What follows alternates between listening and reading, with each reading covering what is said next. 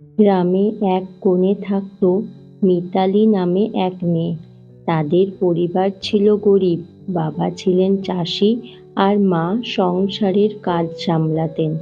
বাড়িতে বিদ্যুৎ থাকলেও বারবার চলে যেত, তবুও মিতালি কখনো পড়াশোনা থামাতেন না।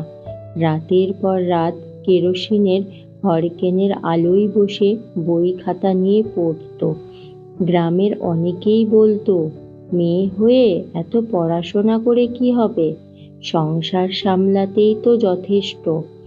কিন্তু মিতালি এইসব কথা শুনতো না।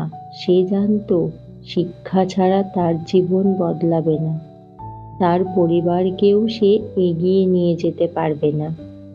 অশেষ কষ্টের মাঝেও সে পড়াশোনায় মন দিল।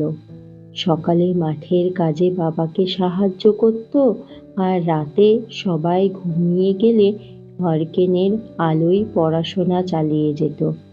অবশেষে তার পরিশ্রমের ফল মিলল। মিতালি পরীক্ষায় ভালো রেজাল্ট করল, শহরে স্কলারশিপ পেল। আজ সে একজন শিক্ষিকা হয়েছে, নিজ গ্রামে মেয়েদের পড়ায়, যাতে আর কোনো মেয়েকে তার মতো হ্যারিকেনের আলোয় সংগ্রাম করতে না হয়।